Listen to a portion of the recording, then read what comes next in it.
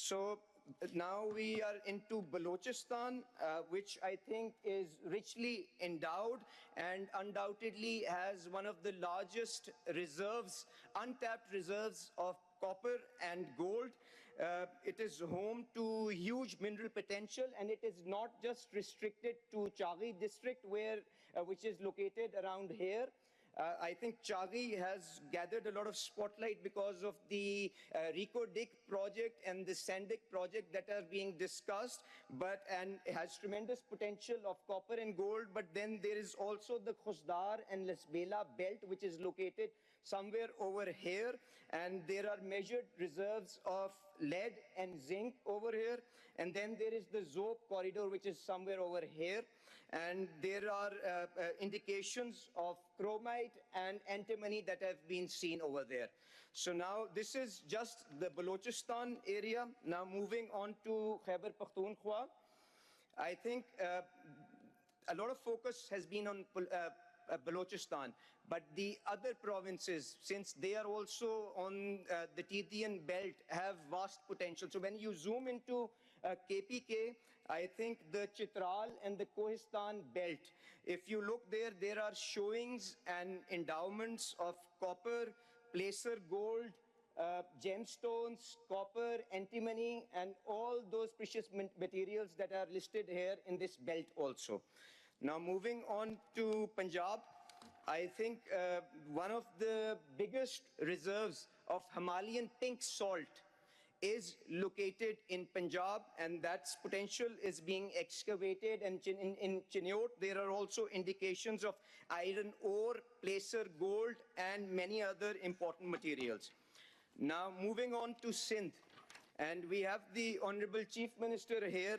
I think the biggest, one of the biggest reserves of lignite coal is located in Thar. The sizing of that opportunity is around 175 billion tons. And the current production that is happening there is only 11 million tons per annum. So there are a lot of projects and a lot of opportunities in gasifying this coal resource and meeting the energy and the fertilizer needs of the country. So, and then there are also dimension stones and industrial minerals that are also available there. Now moving on to Gilgit-Baltistan, I think in Gilgit-Baltistan, there are also indications of gemstones. Various projects and undertakings are being done there to develop and harvest the potential of gemstones in this belt. And then you have rare earth elements, indications of tracer gold, and many other materials in this belt also.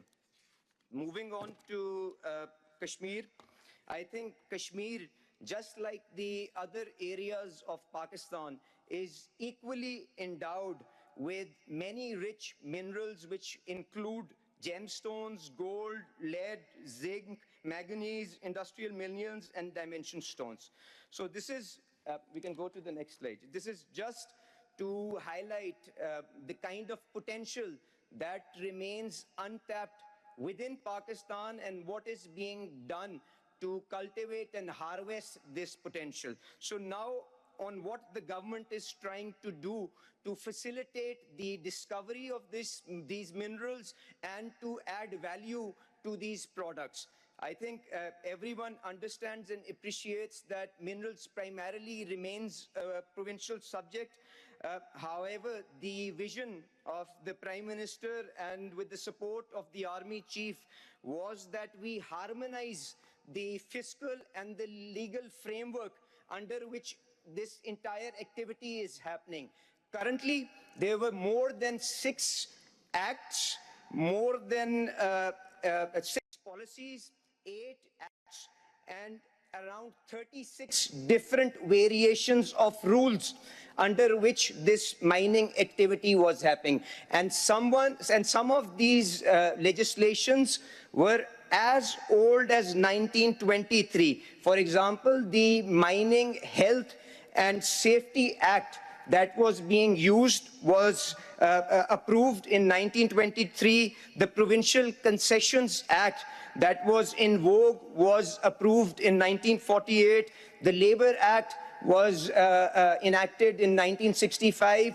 So this effort, and we will be unveiling that harmonized framework in which all the fiscal incentives have been drawn out after multiple rounds of stakeholder consultations in which the chief ministers have personally been involved.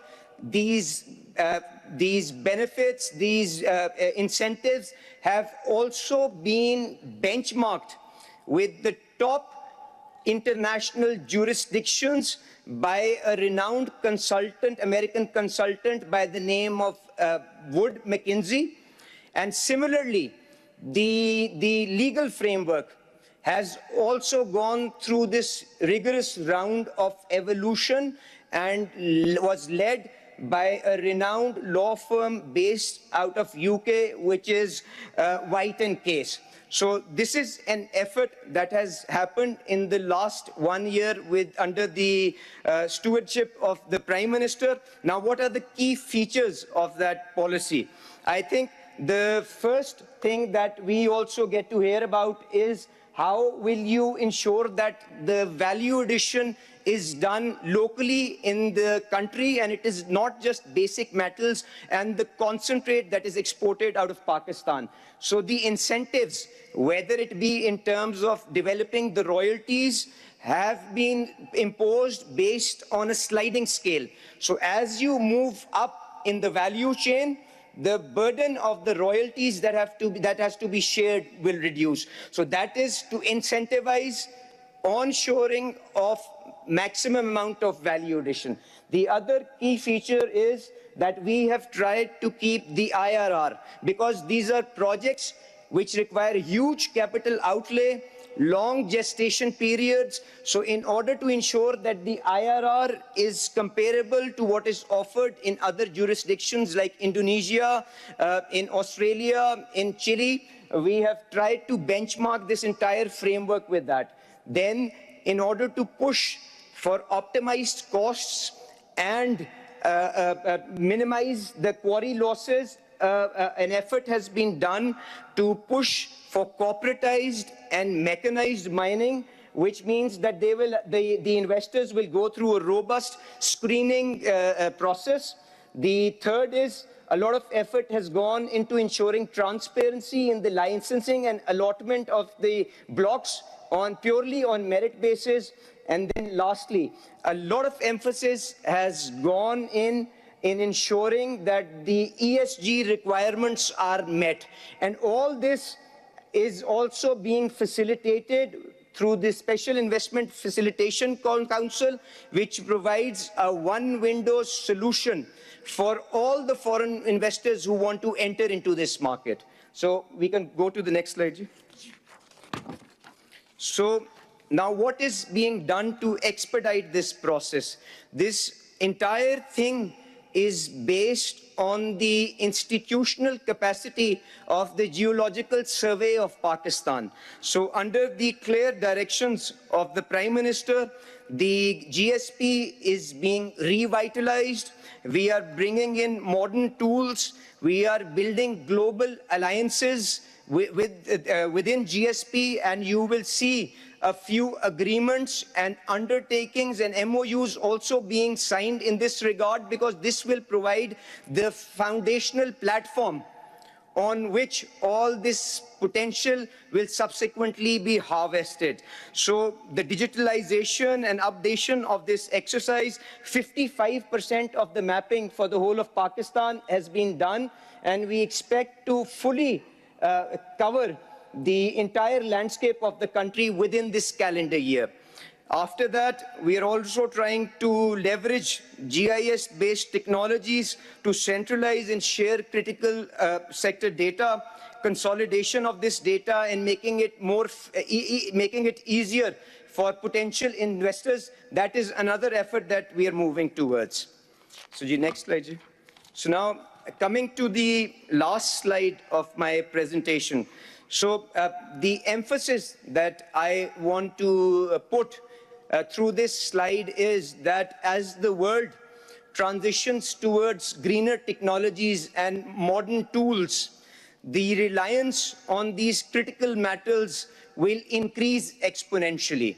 And most of the brownfield discoveries that are operating currently on the global landscape, they are waning in terms of importance. So Pakistan provides that untapped opportunity with which we can meet these global requirements. There are more than 20 active exploration licenses that are underway. There are, since these projects require a lot of technological knowledge and expertise, manpower skills, we are trying to build international alliances to spotlight some successes for the world. And I'm grateful for Barrick, who has joined us, teamed us with exploration of Reko Diq. Mr. Mark Bristow is personally here. He would be providing detailed information on the project. Then we have our friends from UAE, International Resource Holding, which is helping us develop this sector. The Chinese friends, MCC, is already involved in SENDC and continues to cooperate with us in development of this sector. So this is the other pillar of support in how we are trying to manage this transaction and tap into this potential. But the local entrepreneurs, the Pakistani businessmen, they're all also trying to step up to meet the requirements of today's world and the demand for minerals that is expected over the next couple of years. So those capacity building is happening. We have a few success stories. You would be hearing about them here. The National Resource Limited, Globacor, Sadiq Sons. They also have stalls in the exhibition center. When we are through with these presentations, you will also have the opportunity to see the good work that they've done. The public sector companies are also stepping up. All these companies are actively engaged in this effort. So this is basically the landscape and what the government of Pakistan, under the leadership of Prime Minister Shehbaz Sharif and with the able guidance and support of the armed forces, is trying to do in this landscape. And I look forward to hearing your views and building on the journey that we have, inshallah, embarked on with this conference. Thank you very much for your participation.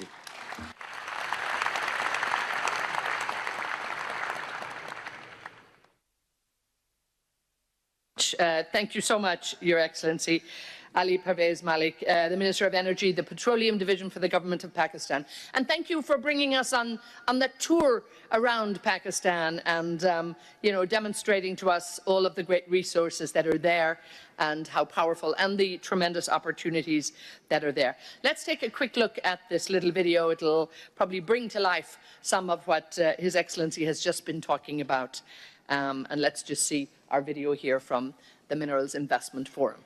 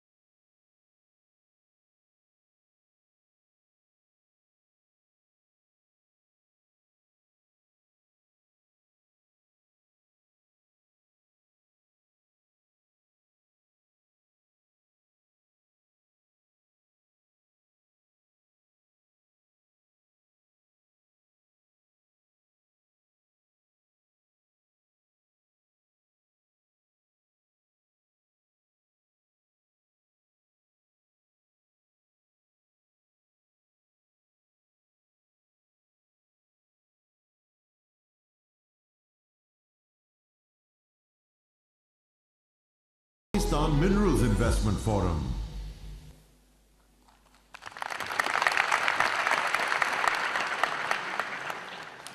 And there you heard it, the dawn of a new frontier. The possibilities in Pakistan, without a doubt, are absolutely endless. But let's take a closer look at what is happening at the jewel in the crown, so to speak. Let's hear from the President and the CEO of Barrick Gold Corporation to bring us up to date with what's going on with Reko Diq and the future of mining in Pakistan. Please give a very, very warm welcome for Mark Bristow.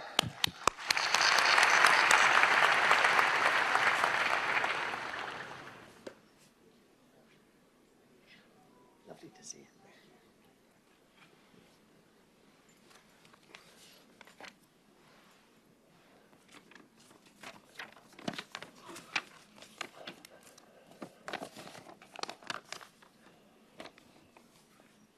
Honourable Prime Minister Shehbaz Sharif, Chief of Army Staff General Asim Munir,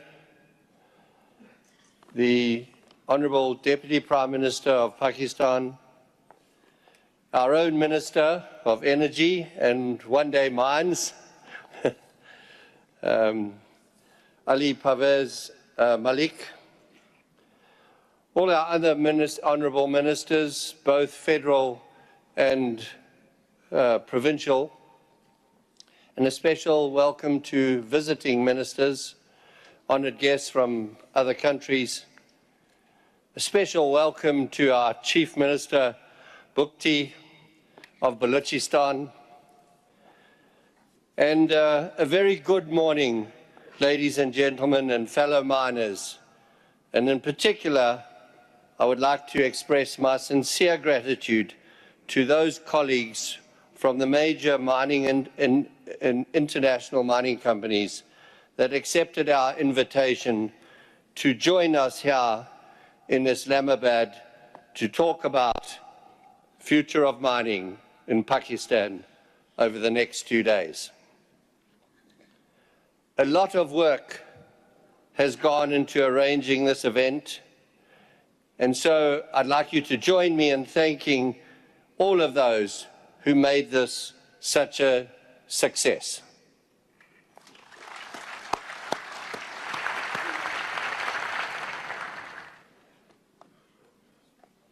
This is our usual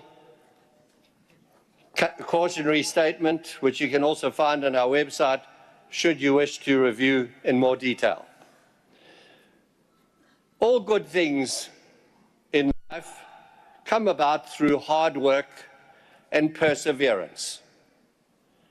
And the same can be said about the Pakistan fledgling mining industry, which we celebrate today. I believe this marks the commencement of a brand new mining frontier, which is about to put Pakistan on the world stage when it comes to mining and its potential to compete against countries like Chile, Peru, the Democratic Republic of Congo, and Zambia. I am equally proud to present the flag bearer of this event, one of the world's largest undeveloped copper-gold deposits, Reko Diq, which has been more than 20 years in the making. It is a great example of how engagement and partnering between governments and international investors can deliver something that is good for all stakeholders. Barrick, with the governments of Pakistan and the province of Balochistan, set out to reshape the Reko Diq partnership that focused on sharing the value it would create with all stakeholders. At the end of 2022, after much negotiation, our teams completed the reconstitution of the Reko Diq project, having received a favorable opinion from the Supreme Court of Pakistan and the required legislation having been passed into law. So Reko Diq today is a 50-50 partnership between the people of Pakistan and Barrick, owned 50% by Barrick, 25% by 3 Pakistan federal state-owned enterprises, 15% by the province of Balochistan on a fully funded basis, and 10% by the province of Balochistan on a free carried basis. Balochistan's 25% share is fully financed. Never before has sharing of a mining venture in this manner been concluded in our industry. Following the reconstitution in 2022, we immediately set out planning the development of the mine into a world-class, long-life mine, which substantially expand both Barrick's strategically significant copper portfolio and its benefit to Pakistani stakeholders for generations to come. At the end of 2024, the feasibility study was completed, producing total contained, proven, and probable mineral reserves of 15 million tons of copper and 26 million ounces of gold. This mine is set to become one of the lowest cost copper producers in the world. And I would like to note that the bankable feasibility study focuses only on 5 porphyry deposits. Based on the prospectivity of the mining and exploration leases that are already defined, there is every reason to believe that Reko Diq will still be operating past the end of this century.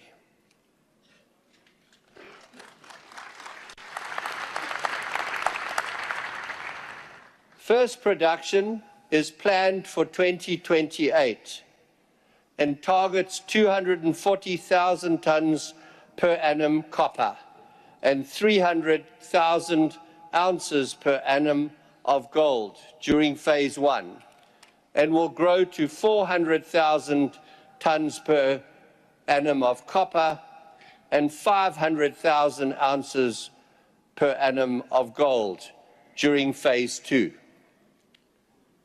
We have now entered the construction phase, having submitted the environmental and social impact study, filed the 43-101 report, and received the approval of the company's boards of directors.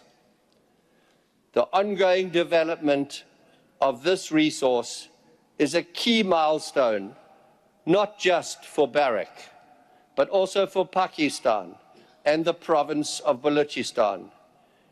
And I am sure, as I said at the beginning of my presentation, Reko Diq will be the beacon that leads Pakistan into the ranks of the top global mining jurisdictions. Barrick has a proven track record of partnering with and fostering local suppliers worldwide, and we are applying these same principles and experiences at Reko Diq. Over the last 2 years, we have awarded contracts valued at millions of dollars to suppliers from the Chagai district and across Balochistan. Reko Diq will be a major contributor to Pakistan's economy and will have a transformative impact on the underdeveloped Balochistan province, where in addition to the economic benefits it will generate, the mine will also create thousands of high-paying jobs, promote the growth of the regional economy, and invest in development programs. During peak construction, Reko Diq is expected to employ more than 7,500 people, and once in production, is expected to create approximately 4,000 direct long-term jobs. Barrick prioritizes the employment of local people and host country nationals at all our operations around the world. As part of this commitment, we launched the International Graduate Development Program for Reko Diq project in July 2023. Balochistan graduates selected from thousands of applicants embarked on an intensive on-the-job training program at Barrick mine sites throughout the world, including Veladero in Argentina and Lumwana in Zambia. 9 graduates have completed year 1 of the program. Another 18 have recently been selected. This hands-on experience is designed to equip talented youth from Balochistan with practical skills and insights into world-class mining operations. By the time we get to the final construction phase of the mine, we expect to have around 50 of these international graduate candidates.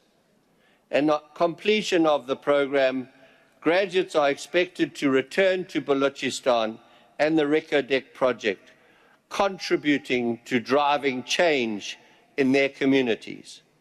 Their participation in the program not only helps to address the regional skills gap, but will create the foundation of management in Reko Diq based on local people.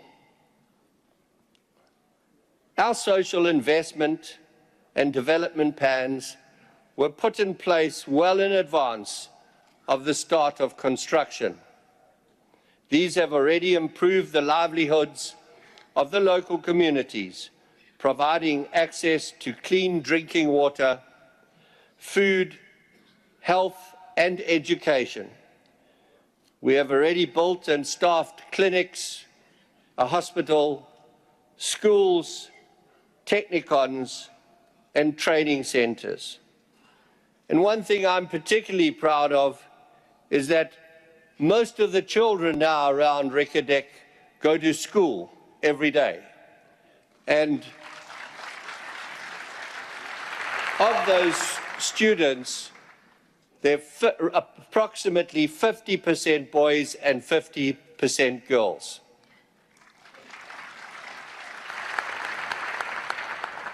Important initiatives are also being implemented to enable the development of local suppliers and service providers. These include supplier and vendor development programs, small business training programs, and local business incubation hubs.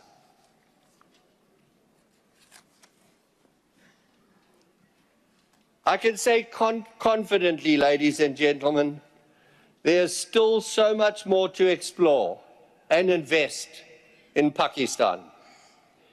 In total, just in the Reko Diq licenses, we have identified 15 porphyry bodies, and we're still finding more. Our geologists are actively evaluating these other bodies, which will certainly influence future life of mine plans and reserve and resource estimates. I always tell the team in Reko Diq is just a starter mine. There's lots more to come.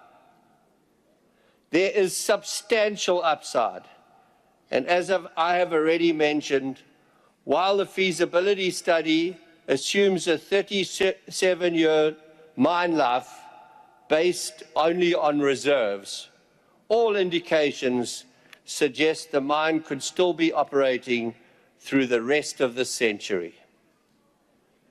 With this in mind, we are already looking to grow our footprint with new partnerships, again leading this region into the global industry of world-class mining.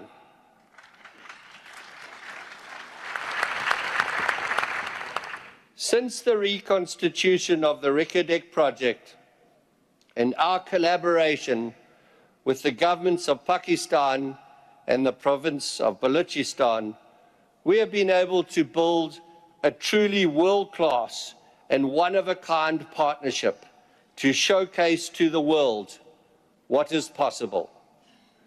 There's a lot more to be done, and I again welcome you to Pakistan with its enormous mineral and metals endowment. I believe we are on the verge of something truly transformational, and thank you for joining us today and tomorrow. And I encourage you to be a partner in transforming this part of Asia into a new mining frontier which will benefit all stakeholders, and in particular, the people of Balochistan. Thank you for listening.